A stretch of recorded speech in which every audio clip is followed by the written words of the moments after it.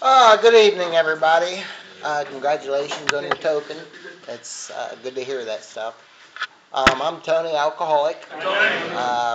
I was asked to give a lead, so I haven't given too many of them here in a few years. So, anyways, I was born Catholic.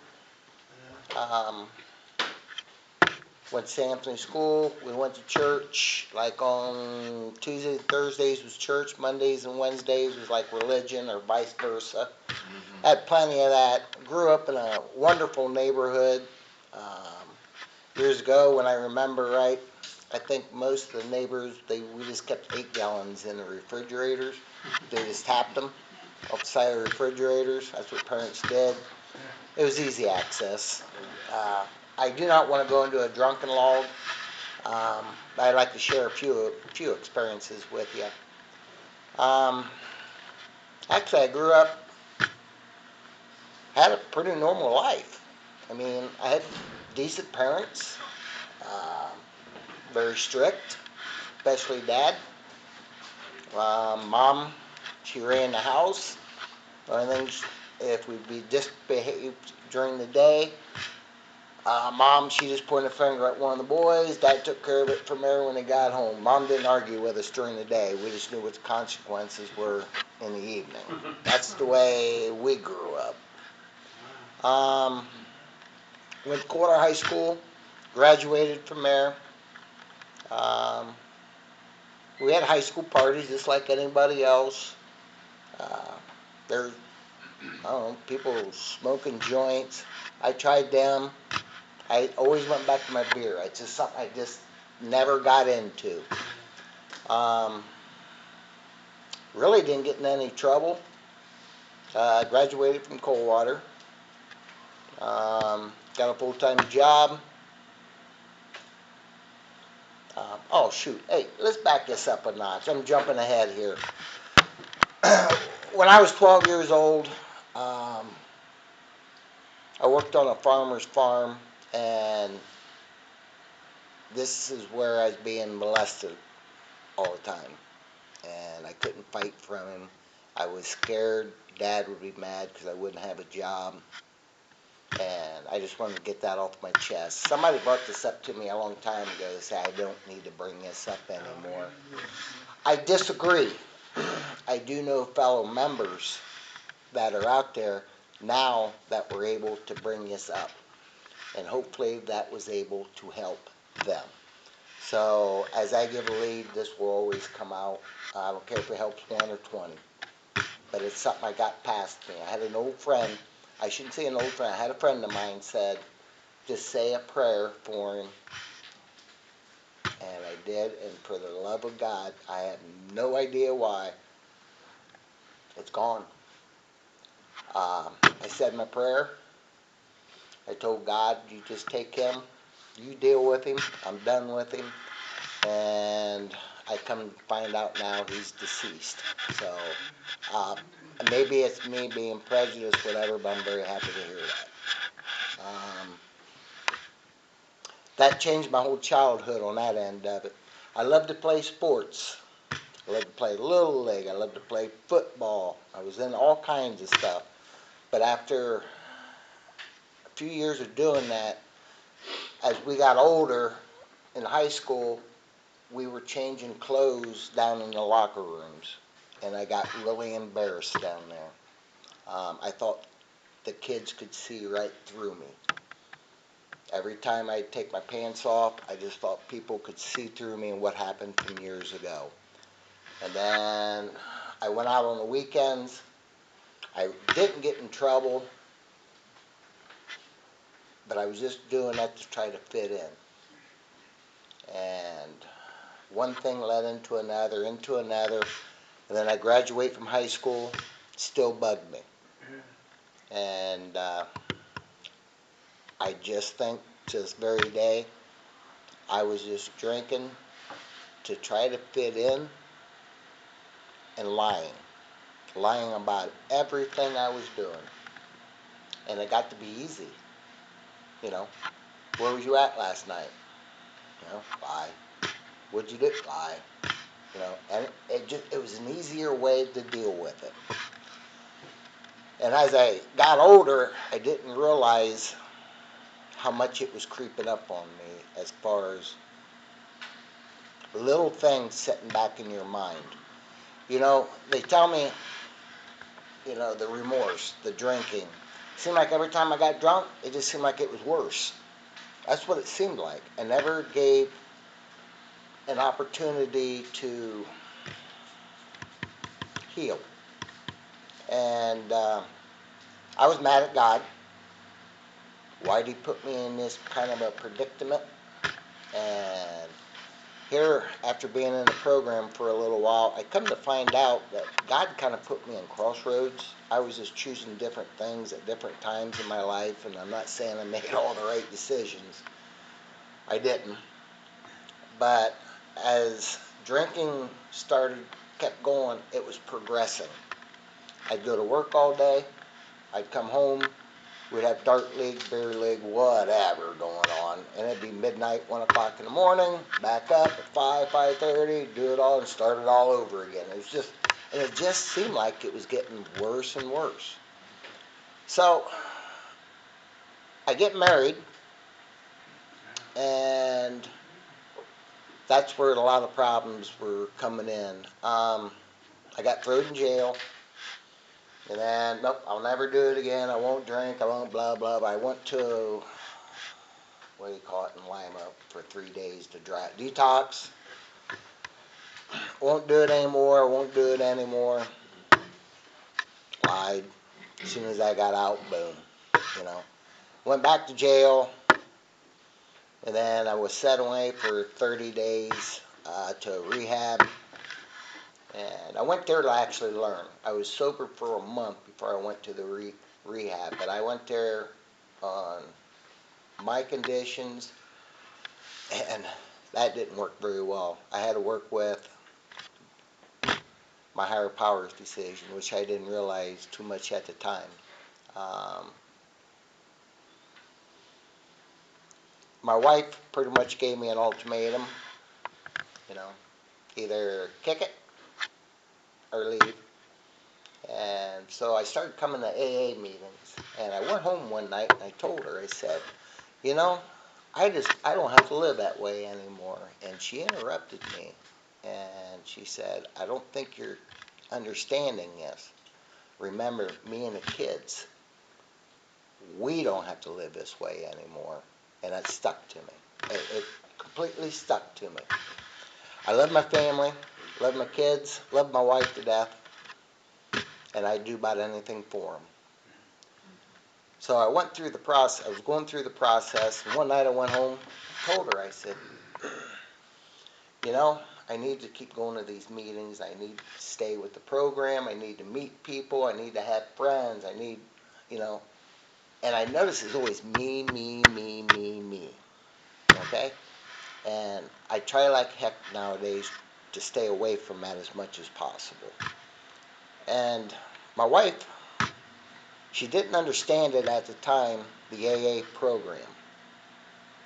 When I told her, I said, AA has to come first in my life, she didn't understand. She thought her and the kids had to be number one in her life. Then after she thought about it a little bit, she realized if I don't make AA my top priority, I won't have my wife and my children. She understands that now. Okay, so I have to make it a priority. So I thought it was going to be extra work. Well, I come to find out it's not work to be in the program. It's actually a very simple, very easy program. And I look at things a little differently. I don't go by how many years of sobriety I have or anything like that. I go by today's sobriety. I don't live in the past and I don't live in the future. I have my today, and I take it very seriously. So I'm happy to hear about the 10 months. It's really good to hear. I got in, like I said, a lot of trouble with the law.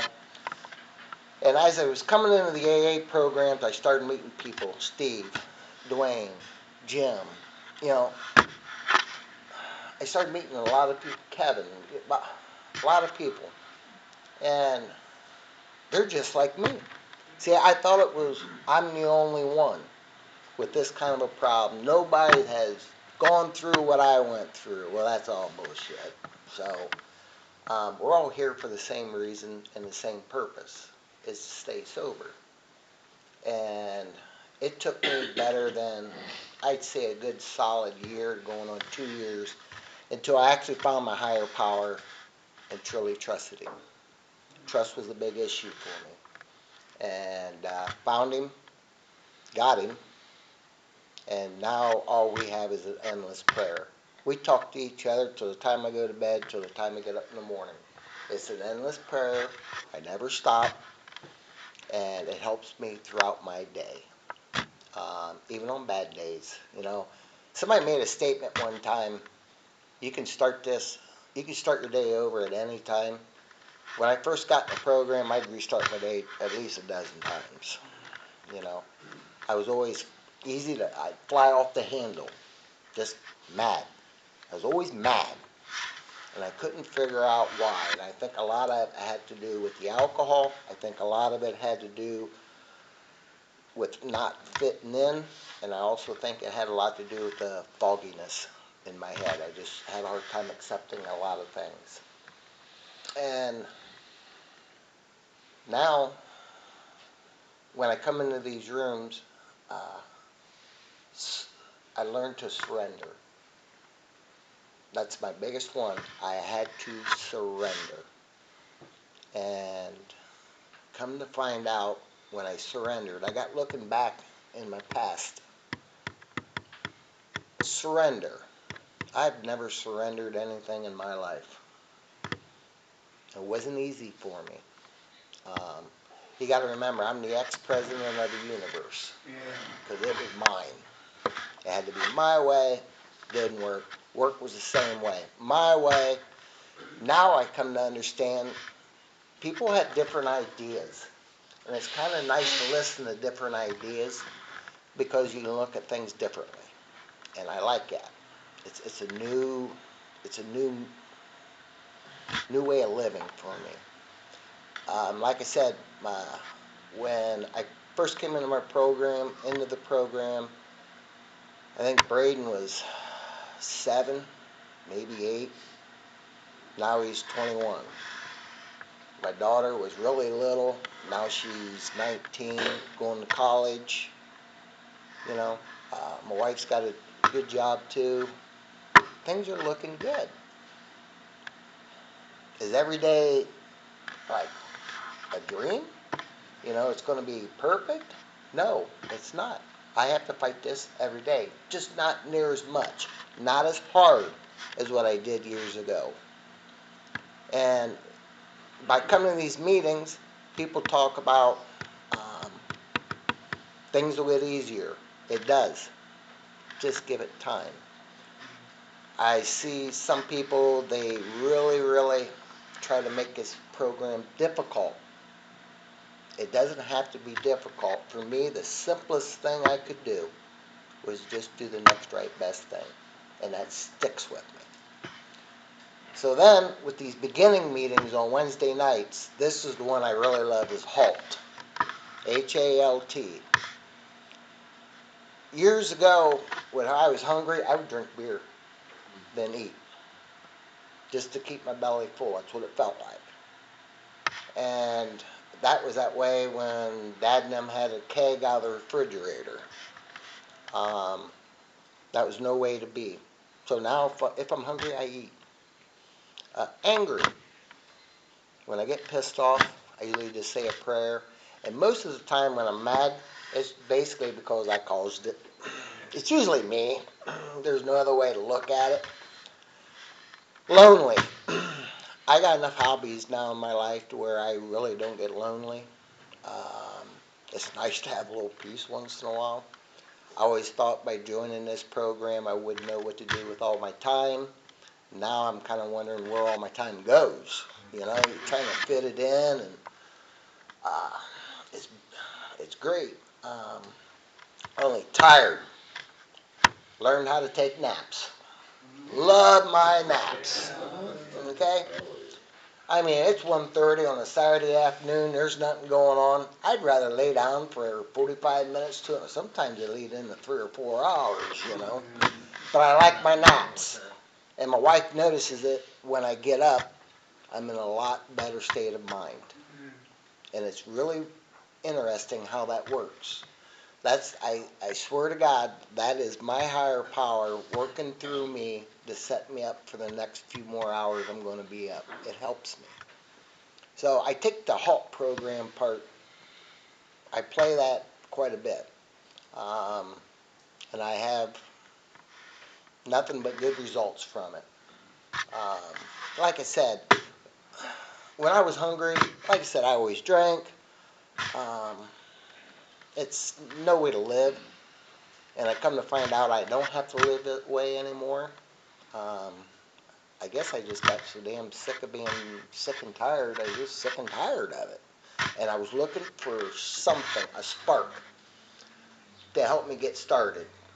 And when I came through the doors, I didn't know anybody. I was embarrassed. I was worried about people seeing me. Well, come to find out, they all knew before me anyways, so I don't care anymore. Um, and everybody that I ran into inside this program has been nothing but nice. The people that will bend over backwards and help you. I was like, wow, I would never help anybody out my entire life. If I couldn't gain something from it, that's our self-centeredness. And I try to get away from it. So now my biggest thing I just do is I just try to do the next right best thing. As simple as opening a door for somebody. Before I wouldn't do that. Little things. I go to work in the morning, third shift's in. Say good morning to them. And I have to mean it. And you'd be amazed on some of the words I hear once in a while when I say good morning to them. They've been up all night. But now it's getting better. The ones I do say good morning to, they're actually saying good morning back. It's almost, it's a good, yeah. Yeah. It might have took a few years, but I've been noticing that here lately. Arguments. Not doing that anymore. I guess I don't like to apologize all the time. I just get tired of apologizing. So I've been trying to do a lot better in thinking before I speak. Sometimes it's not so easy. It just comes out. It's a natural thing. I don't know if I'll ever get past that or not, but things are looking a lot better. Things are looking good. Um, Everybody in here, I'm glad to see everybody. It tells me that the AA program is alive. And those of you that are trying to go through your steps and everything else yet, get them started. Don't make it so difficult. Get it started. You can always go back to them. Just get the ball rolling. Get yourself a sponsor. Um, and get it done. The rest will come in time. I'm starting to learn that. It'll come in time. But it'll come in God's time. Okay?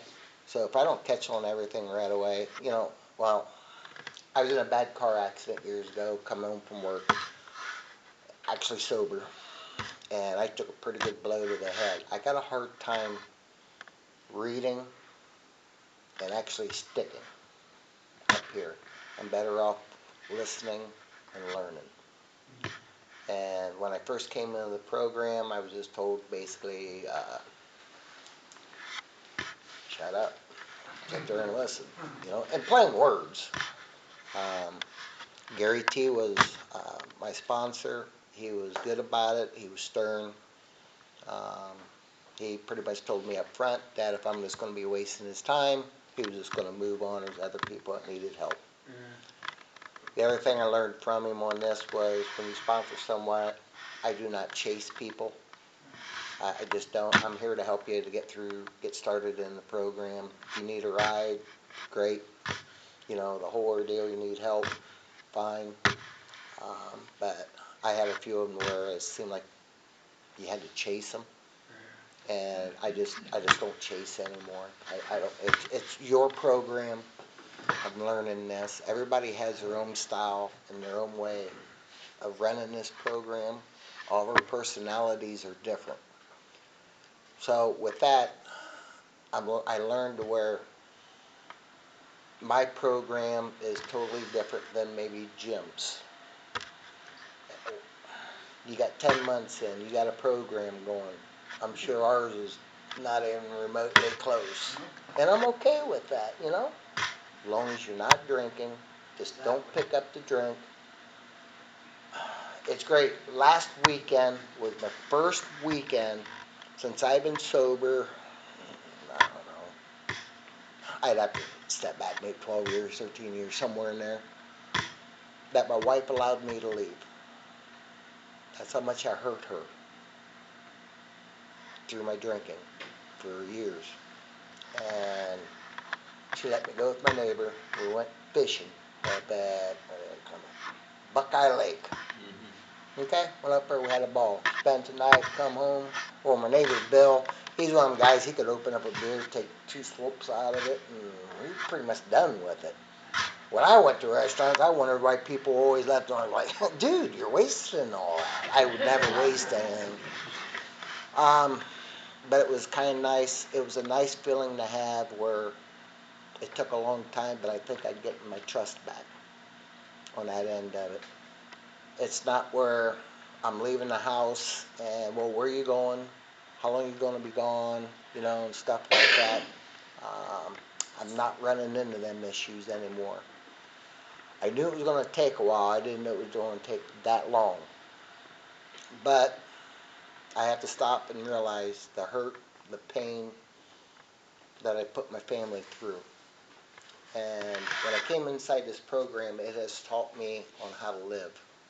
It taught me how to respect people. It taught me, oh God, it taught me a lot. It's nice. I feel like I joined society again, you know. There, throughout my spring, I was doing a little coaching for CYO, stuff like that. I was just getting back involved in society again. And, you know, I'll be honest with you, nobody really cared that I was an alcoholic, except for my family, you know. One of the other things that I did to help me out in this program was people, places, and things. That was a major, major change for me. The ones that I still have now, they're decent. Hell, they might drink a beer in front of me. I ask them not to hide it behind my back. That would piss me off. I know what they're meaning by it, but it would irritate me that somebody else that don't have the issues couldn't have one because I was there. It don't bother me.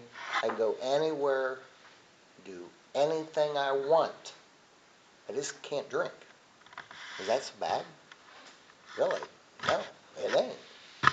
It's kind of nice waking up in the morning and looking in the mirror and not hating myself. It's nice to wake up in the mornings, look in the mirror, and look forward to my day. I ain't saying about going to work all the time, but I look forward to my day, you know. Um, I gained friends. I gained a lot of trust off people. I come inside this program here, and I don't know what it is, but it seems like I can trust anybody in here. And it's hard to get. Out there, I don't have that. And this is a nice place to come to, meet people.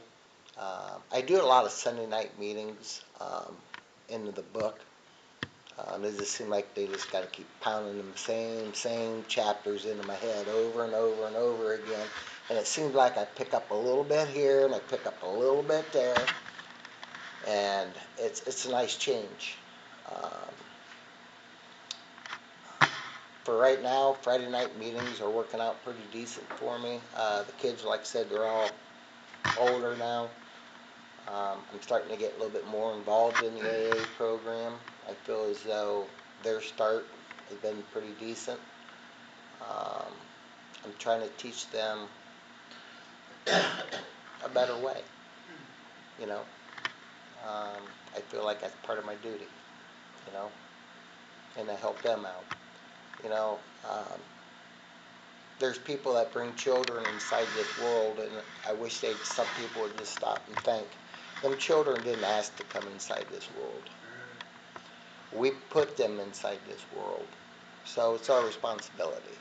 It's not theirs. Um, that's basically uh, the way I look at it. Not saying it's right, not saying it's wrong. That's how I look at it.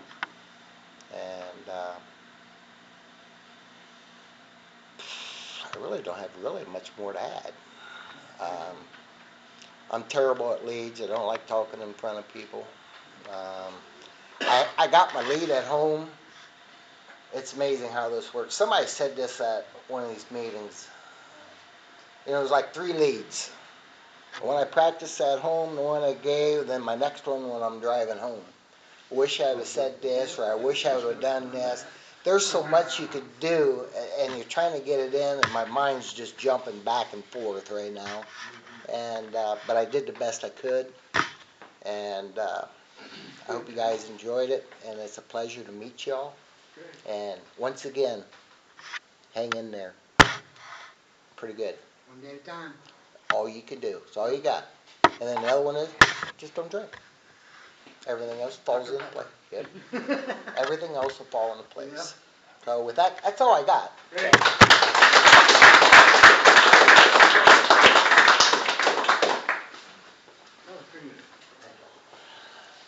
That was a good lead, Tony. I'm a Richard Alcoholic. And the main thing that I remember, that I related to when you were talking was about, you said you were sober a little bit before you went to rehab. I was dry for about 6 months before I went to my first rehab. I stayed sober for about a year while I was at the rehab. And then, all hell broke loose again. It took also what you said about it took a while to get the steps done after you got sober. It took me about a year and a half or 2 years as well. And once I did them, I felt so much better. Um, by God's grace, I haven't had to take a drink since I did that. And it's been a few 24 hours for me. But what I mainly do is I stay in this program, with both feet, and it's just one day at a time. Since I got back to Ohio off my little 2-month hiatus there in Texas, I've gone to either 1 or 2 meetings almost every day. And I'm grateful that there is that many meetings around here that I get to go, and I get, I don't drive, so I get, people give me rides, and I'm grateful for that. And it's a pretty good deal for a guy like me. With that, I'll open up the floor for comments.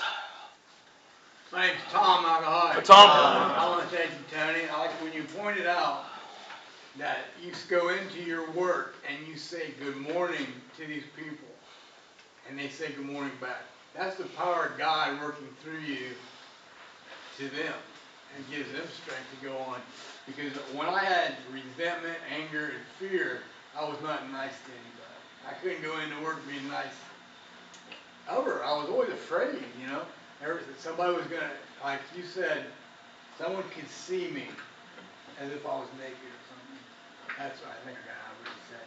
But I was molested too when I was a kid. Not as bad as you, apparently, but no, I still think about it. But anyway, I'm really glad you shared. I appreciate that. Thanks. Thanks, Tom. I'm Dwayne, I'm an alcoholic. Dwayne. Tony, I like what you shared there again, and when you gave a lead a long time ago when you first came to the program, you spoke about your getting molested. And that brought me around the corner, because that had happened to me too. And when I was 33 years of age, tried this program, and I didn't let go of that. I didn't let that out there. And 48 years of age, I lost everything. I've been married, jobs in between there, and shame and guilt and all that bullshit, get rid of it, it'll kill you. And it didn't kill me thanks to Tony, because I revealed it. He revealed it about himself, and I revealed it too, and I let that shit go, because that old baggage will kill you. And to congratulations on your 10 months up there. Thank you. And a lot of new faces here tonight. Just keep doing what you're doing one day at a time, people. That's all it is. Thank you, Tony. Thanks, Tony. Thank you, Tony. Jim Alcoholic. Jim? Yeah, thanks, as always, every time I see you at a meeting, I know it's gonna be a good meeting. Your energy and your way of looking at things is so straightforward, it's, you got a knack for making a topic that a lot of people make, pretty, fumble over and make complicated, and you kinda cut right through it. I appreciate that. Thanks for being my friend. Thanks, Jim. Steve, alcoholic. Steve? Hi, everybody. Tony, that was a powerful lead. I needed to hear that tonight. It was simple. You hit on most of it. You hit on a lot of points, and I related to a lot of the stuff that you talked about. Yeah, my life. I drank for 15 years, but the last 7 were alcohol. Well, the last 7 were the worst because I was a 7-day-a-week drunk. 7-day-a-week drunk is what it was. And it affected every aspect of my life. And basically I took God and religion, and not religion, but the spiritual side of the program and spirituality, and threw it out the window, and all I did was worship the bottle. That was my higher power, and I realize that now today that I didn't want to do that. But unfortunately, that's the way my life went. Those were the decisions I made. And I was given one last chance back in '89 to you either get your ass straightened out or you're out. So out of the military. So it was painful the first couple of years, but I got through it. And I got through it, and I'm still at it today. I was able to finish my military career and I used the GI Bill and went and learned a trade. And even though I'm a little bit older today, a little bit wiser, hopefully at times, but sometimes I wonder about that because we all have we wonder about that, but we have to turn to our higher power. My higher power today is God. I turn to Him. I try to pray to Him every day. I don't always do it. And like you said, everybody's program is different. What works for me may not work for Richard. And or this man over here, congratulations on 10 months, I mean, the program works. You have to work it. And you need to get it. And you need to get in contact and be around people that don't drink. Sure, there's a lot of people I know that don't drink, that drink, and but that doesn't bother me anymore. I can't let that bother me because it's their business. It's not mine. I know what I have to do. I just realized one thing. I put it in me. I know what's going to happen, and I don't want to ever go back there. Again, thanks for a good lead, Tony. That's all I got. Thanks. Thanks, Steve. I'm April and I'm an alcoholic. Hi, April. Thanks, Danny, Tony. You know, your story is surrender is like a big part of your story. And I found, I was in and out for a long time. And it took me to let go of the trauma of my past and surrendering it and myself to God. And I left that, I let go of all that drama and all that trauma from my past instead of carrying it with me and blaming my life and the way I was on that trauma. I carried it with me. And instead this time I let it go. And it was so freeing, that surrender. And it is such a big change, and it really, it's a totally different world, and I can see how you look at things differently through that surrender. And I was really glad to hear how things take time. I need to hear that sometimes. I got like 15 months today, and I'm like, man, sometimes you want everything that instant. that's what we do, humans, you know? So I'm glad to know that things might take a lot longer than I want them to, and that is something that's normal. But I appreciate your lead. Thanks for your share. Thanks, April. I'm Shannon, I'm an alcoholic. Shannon. And yes, you did a wonderful lead, thank you so very much for sharing. And I do really like the part that you said that, you know, you trust these rooms, you trust the people in these rooms. And back in where I'm from, I had gotten out of the rehab and everything, and they, you know, they tell me to go all these meetings and stuff, and I'd go walk up to the door and I'd see all these people sitting in there, and I was like, oh no, I'm not going to there by myself. No. Then I got here to the House of Hope, and they tell you you have to do so many meetings and everything, and I just started coming. And I too, now, I trust it, I trust you guys, I trust the program, it obviously works. I'm going to keep coming every day if I can. But I'm also, when I do go back home, I'm not going to be scared to go back in those rooms. I'm going to go in those rooms now, and I'm not going to be scared, because the people here in Ohio have shown me that we're all alike, and that you guys are going to accept me, and you guys are going to give me that handshake, and let me have that cup of coffee, and I learned something from every single person, and I am so grateful for my time in these groups, and I can't wait for what the future holds. With that, Thanks, Shannon. Brian, I'm an alcoholic. Brian. Shannon, we go back, I'll go to meetings with you. all right. Not that people know, but Shannon and I are from the same area, known each other since, what, 11 years old. Yeah. And, Where? Elkhart, Indiana. Oh, well, that's good. And, I'll tell you what, Indiana people up there, they can learn a thing or two by coming here. Well, maybe, maybe not. It could be the same here. I just never gave it a try. This state has done more for me in the last 3 years.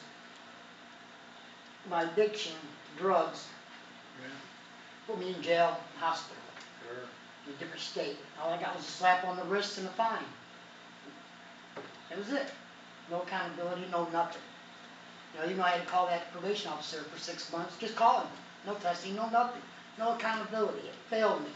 He thought it would have scared me, especially after the accident. How I walked away from it, I don't know. But last July, Shannon dropped me off at my friend's house in Coldwater. I'm here for 2 days. And I'm getting bracelets on this line. I wondered what he was going to do when he was here. I see nothing but fills. 2 days later. Right then and there, to me that was a blessing. It was the start. It was the realization that you're not going to get that slap. This counts. You got to do big boy stuff now, Brian, you know, and I was, whew. And just from the start, there was just so many people and the group stuff coming to the jail to see me, and hey, and I thought to myself, I didn't get that the first time. What were the, you know, why, everything failed me. But when the first person that come in, and it was Pastor Rick, I think it was, he said, there's so many resources in this city that he ain't lying. There is. And I mean, all these cities around Salina. So I absorb it all. I go to these meetings because I need them. If in 10 months, I have a lot to learn from you people. I mean, you struggled and fought days more than I have, and I want to be a soldier fighting just like you. And today I was, you know, sent, telling my friend John here, you know, go to a meeting, I feel good enough, I feel good, this and that, and just last minute rolled around, go to a meeting, I don't know what it was. Grabbed my slip, out the door, let's go, you know. And I think I didn't need one, I felt good, I was doing good, but still, come here, you get a boost, you go home, you take that boost in tomorrow to help you through that day, and then you get to the next meeting. I'm thankful and grateful for everybody in my meetings, in my groups, and everything that Ohio has done for me. When I go back to where I came from, it's all about my people, places, and things. If I want to be what I am, if I want to take this little chunk of Ohio back, let me show them, hey, so how strong that state is with their alcoholism, you know. but they're groups. I'm gonna show everybody. Y'all can learn when you go to Mercer County, but it's where you need to go, you know, because I've learned so much. And every time I hear a lead, I want to thank Tony, you know, for his lead tonight. It's twice I've heard it. I always get a little bit of something from everybody just sharing or a lead. I mean, just a little bit of strength. Tiny little string of it, I get it. It helps me in ways you wouldn't know.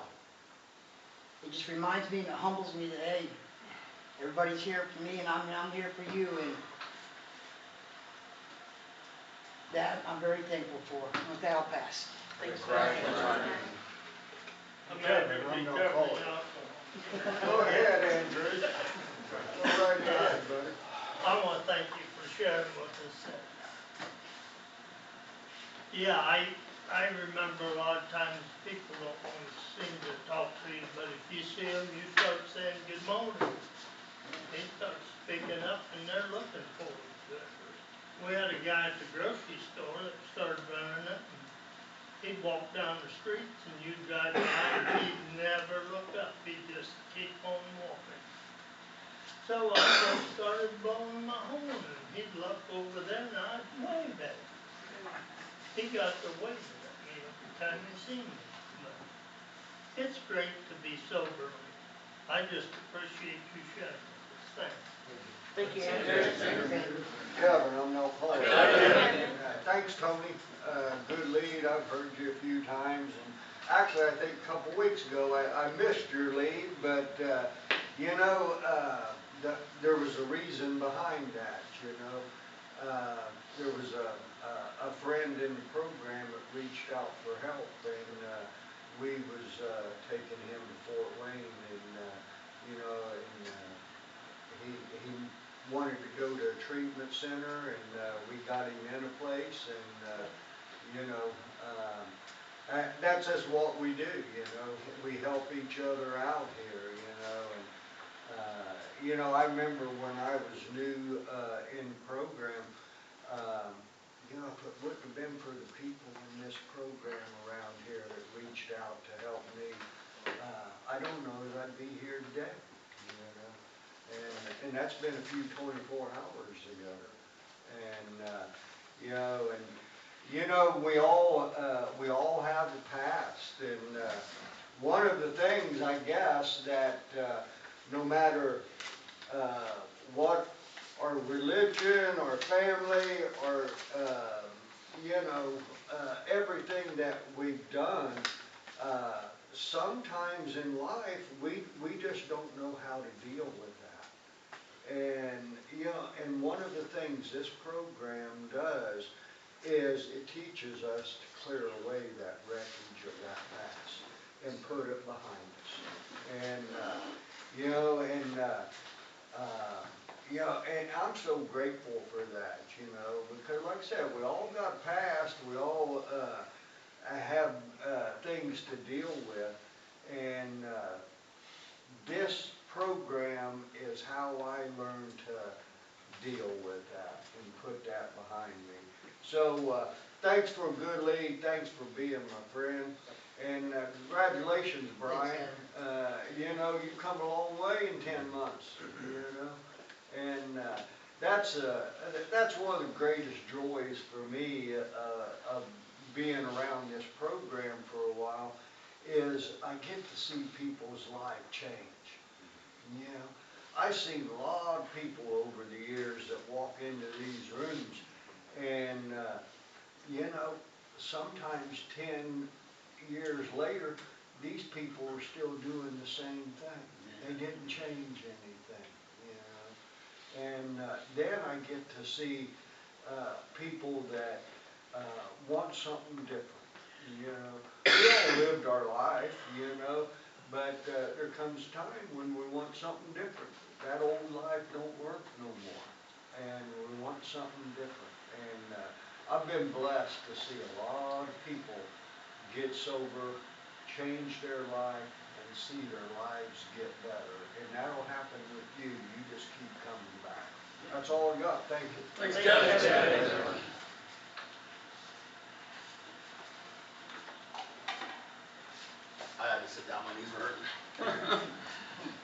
Anybody else got anything? That was a very good lead, Tony.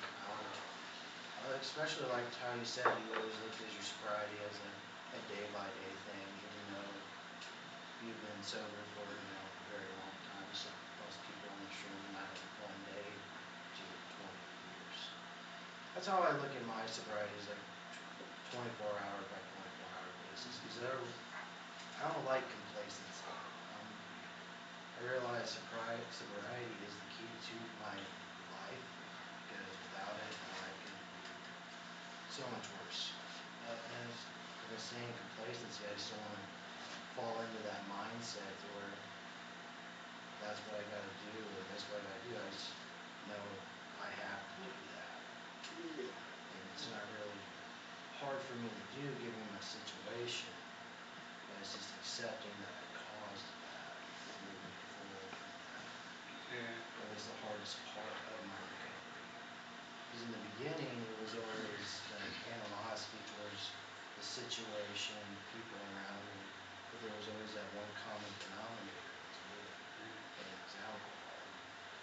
And through a clear mind, I can see through the curse, and I can see it as a blessing, and I appreciate it now. That'll pass. I'm Jerry, I'm an alcoholic. Hi, Jerry. Now this program, these programs are something else. Good to see you, Tony. I hadn't seen you in a while. I got a couple things coming up. 17th, next week, I'll be 84. 17th, will be 37 years that I quit drinking. All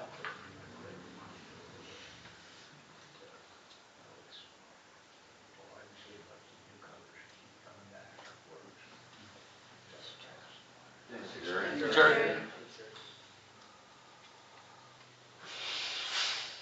Any burning desires? All right, let's close with the Lord's Prayer.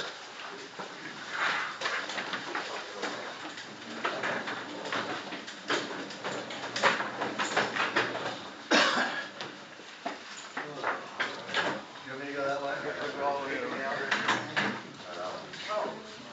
My arms are long, I don't know how long they are.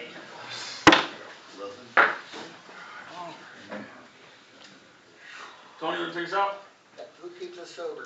Our Father, who art in heaven, hallowed be thy name. Thy kingdom come, thy will be done, on earth as it is in heaven. Give us this day our daily bread, and forgive us our trespasses, as we forgive those who trespass against us.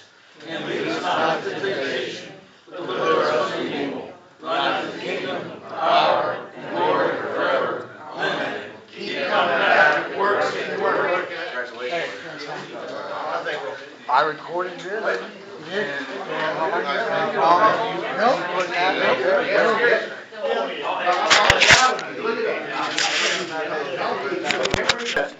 Hey. How are you, sir? Hey, what's up? Good to see you, man. Real good. Yeah, he said it was Tony. I get out of word, I hope you're here. Good. How we doing?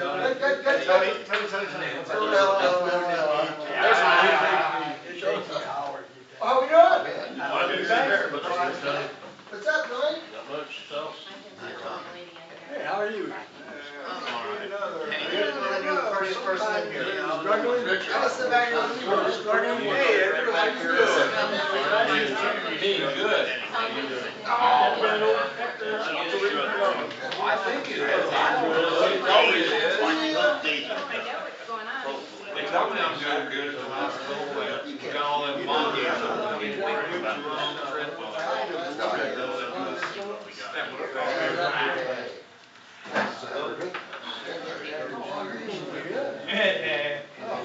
Yeah, I never know. Well, last Saturday, kind of one of the it's just part of the learning process.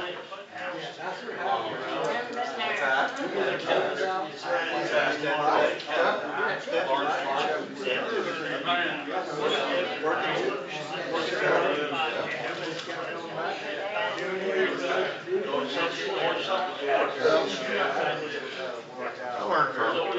I told you about my day yesterday. I worked yesterday. Well, like you was helping yesterday, you need to go. You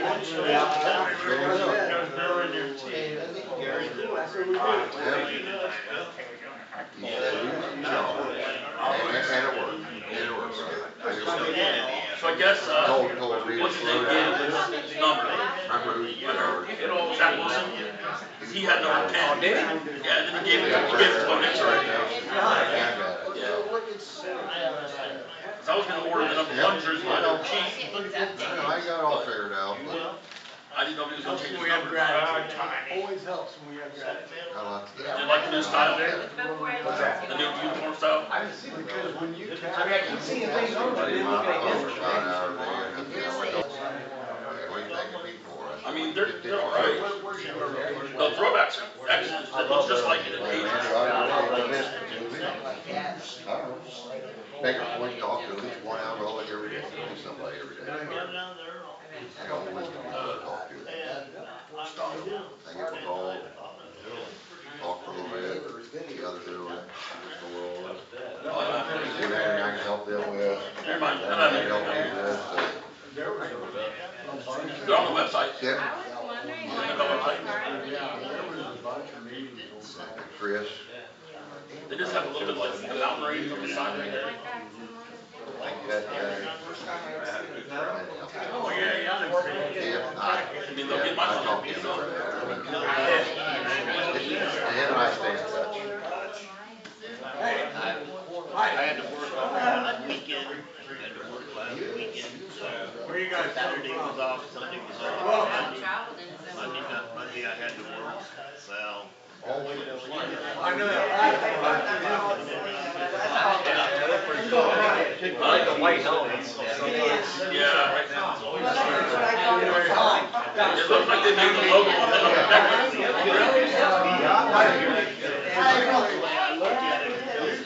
Yeah, right?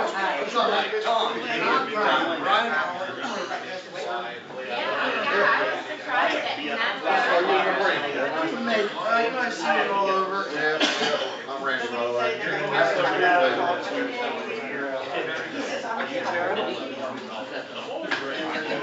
I'm curious. The other one. It's always been drilled in my head. Yeah, he told me. And One we was person in does Miami. Why is anybody over here beside you? You know,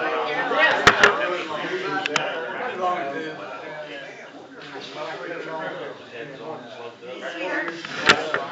Not you, the sweetheart behind you. Hello. I'm Richard Alcoholic. I'd like to welcome everyone here to the regular, yes it is, Coldwater Friday Night Group of Alcoholics Anonymous. For those who wish, we'll open the meeting with the serenity prayer. God, grant me the serenity to accept the things I cannot change, courage to change things I can, and wisdom to know the difference. A preamble. Alcoholics Anonymous is a fellowship of people who share their experience, strength, and hope with each other. They may solve their common problem and help others recover from alcoholism.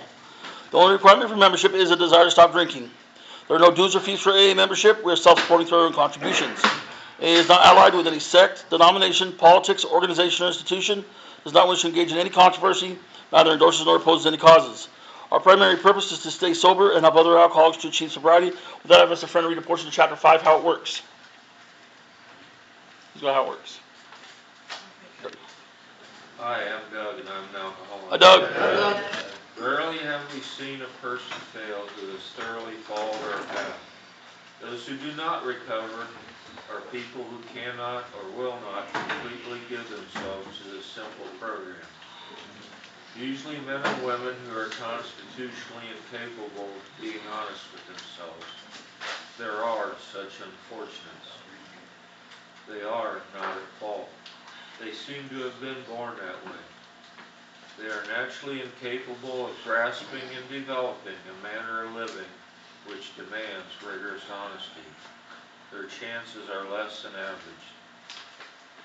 There are those too who suffer from a grave and emotional mental disorder, but many of them do recover if they have the capacity to be honest. Our stories disclose in a general way what we used to be like or what happened, and what we are like now. If you have decided you want what we have and are willing to go to any length to get it, then you are ready to take certain steps. At some of these we balked. We thought we could find an easier, softer way, but we could not. With all the earnestness at our command, we beg of you to be fearful and thorough from the very start. Some of us have tried to hold on to our old ideas, and the result was nil until we let go, absolutely. Remember that we deal with alcohol, cunning, baffling, and powerful.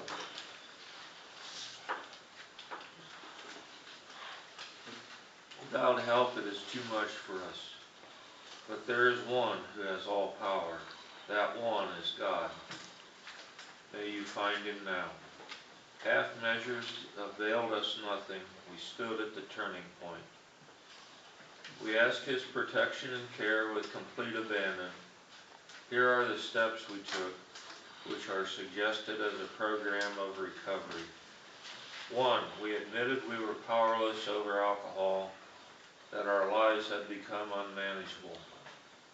2. Came to believe that a power greater than ourselves could restore us to sanity. 3. Made a decision to turn our will and our lives over to the care of God as we understood it. 4. Made a searching and fearless moral inventory of ourselves.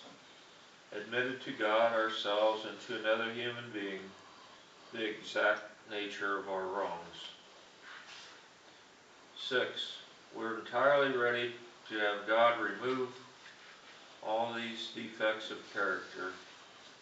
7. Humbly ask him to remove our shortcomings. 8. Made a list of all persons we have harmed and became willing to make amends to them all. 9. Made direct amends to such people whenever possible, except when to do so would injure them or others. 10. Continued to take personal inventory, and when we were wrong, promptly admitted it. 11.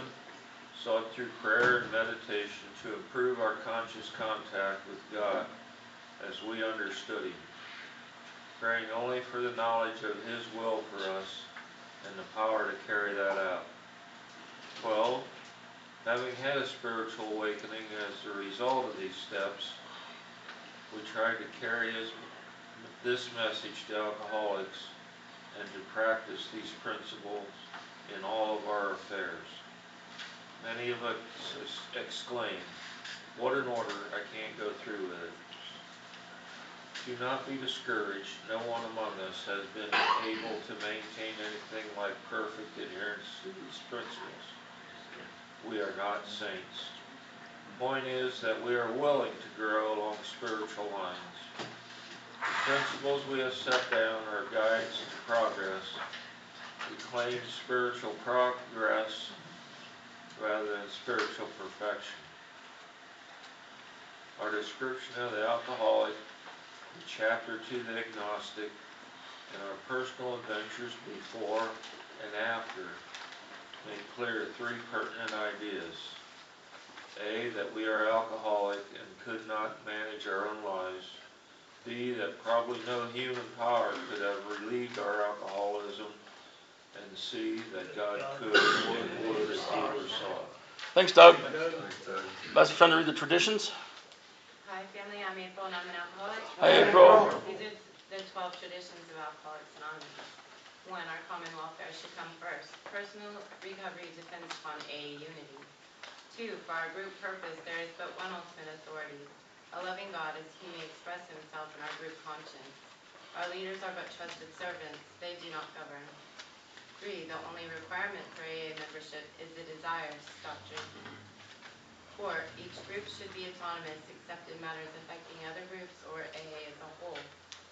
5. Each group has but one primary purpose, to carry its message to the alcoholic who still suffers. 6. An AA group ought never endorse, finance, or lend AA name to any related facility or outside enterprise, lest problems of money, property, and prestige divert us from our primary purpose. 7, every AA group ought to be fully self-supporting, declining outside contributions. 8, Alcoholics Anonymous should remain forever non-professional, but our service centers may employ special workers. 9, AA as such ought never be organized, but we may create service boards or committees directly responsible to those they serve. 10, Alcoholics Anonymous has no opinion on outside issues, hence the AA name ought never be drawn into public controversy. 11, our public relations policy is based on attraction rather than promotion. We need always maintain personal anonymity at the level of press, radio, and phones. And 12, anonymity is the spiritual foundation of all our traditions, ever reminding us to place principles before personalities. Thanks, April. Ask a friend to read the promises. Tom, alcoholic. Hi, Tom. The promise. The spiritual life is not a theory, we have to live it. Unless one's family expresses a desire to live upon spiritual principles, we think we ought not to urge them. We should not talk incessantly to them about spiritual matters. They will change in time. Our attitude, our behavior will convince them more than our words. We must remember that 10 or 20 years of drunkenness will make a skeptic out of anyone. There may be some wrongs we can never fully right. We don't worry about them if we can honestly say to ourselves that we would right them if we could. Some people cannot be seen. We send them an honest letter. And then there may be some valid reason for postponement in some cases, but we don't delay if it can be avoided. We should be sensible, tactful, considerate, and humble without being servile or straightforward. As God's children, we stand on our feet. We crawl before no one. If we are painstaking about this phase of our development, we'll be amazed before we're halfway through. We're going to a new freedom and a new happiness. We will not regret the past, nor will shut the door on it. We will comprehend the word serenity and we will know peace. No matter how far down the scale we've gone, we will see our experience can benefit others. That feeling of uselessness and self-pity will disappear. We will lose interest in selfish things and gain interest in our fellows. Self-seeking will slip away. Our whole attitude and outlook upon life will change. Fear of people and of economic insecurity will leave us. We will intuitively know how to handle situations Jesus died for us. We will suddenly realize that God is doing for us what we cannot do for ourselves. Are these extravagant promises? We think not. No. They are being fulfilled among us, sometimes quickly, sometimes slowly. They will always materialize if we work for them. Thanks, Tom. I've asked a friend to read the daily reflection. Dwayne's no. Hi, Dwayne. May 10th, free at last. Another great dividend we may expect from confiding our defects to another human being is humility, a word often misunderstood. It amounts to a clear recognition of what and who we really are, followed by a sincere attempt to become what we could be. 12 Steps to 12 Traditions, page 58. I knew deep inside that if I were ever to be joyous, happy, and free, I had to share my past life with some other individual. The joy and relief I experienced after doing so were beyond description. Almost immediately after taking the 5th step, I felt free from the bondage of self and the bondage of alcohol. That freedom remains after 36 years, a day at a time. I found that God could do for me what I could not do for myself. Thanks, Dwayne. I asked a friend to read the 24-hour day book. I'm Kevin, I'm an alcoholic. Hi, Kevin. May 10th, AA thought for the day. One thing that keeps me sober is a feeling of loyalty to the other members of the group. I know I'd be letting them down if I ever took a drink. When I was drinking, I wasn't loyal to anybody. I should have been loyal to my family, but I wasn't. I let them down by my drinking. When I came into AA, I found a group of people who were not only helping each other to stay sober, but who were loyal to each other by staying sober themselves. Am I loyal to my group? Meditation for today. Calmness is constructive of good. Agitation is destructive of good. I should not rush into action. I should first be still and know that He is God. Then I should act only as God directs me through my conscience. Only trust, perfect trust in God, can keep me calm when all around me are agitated. Calmness is trust in action. I should seek all things which can help me to cultivate calmness. I attain material things. The world learns to attain speed. To attain spiritual things, I have to learn to attain a state of calm. Prayer for the day. I pray that I may learn how to have inner peace. I pray that I may be calm so that God can work through me. Thank you. Thanks, Kevin. Kevin. Here in Coldwater, we give out tokens to recognize various links of sobriety. I've asked my friend Carl to give out tokens. Everybody, Carl Alcoholic. Hi, Carl. Here at Coldwater, they give out tokens for different lengths of sobriety, starting with the 24-hour token. Is there anyone here for their first meeting or the first meeting since their last drink who would like a 24-hour token? All right, you give them out 1 month through 6 months, 7 months to 11 months. 10 months. 10 All months. right.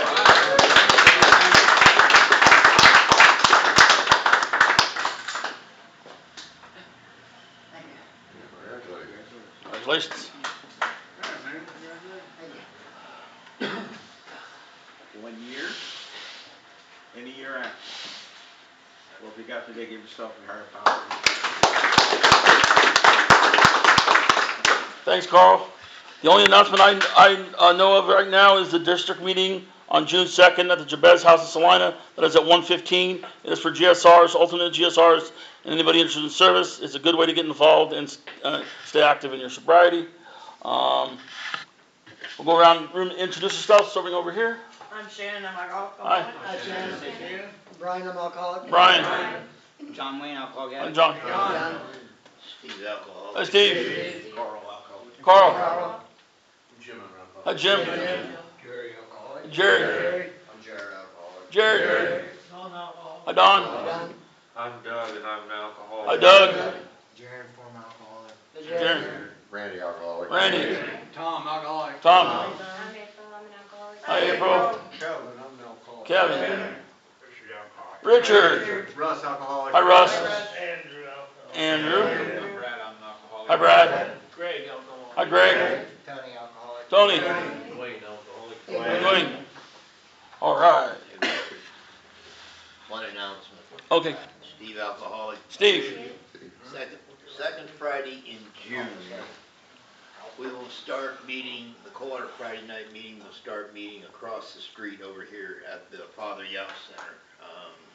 That will be our new meeting place. It's gonna be in the basement where they have meetings when we couldn't meet down here. That's all. Thanks, Steve. That's in June, I'm sorry. Second Friday in June, Tom. Okay, thanks. All right. We passed the basket for the 7th tradition. I guess it is now that time. We introduce our speaker. I don't know much about him, but his name is Tony. He's going to share his experience, strength, and hope with us.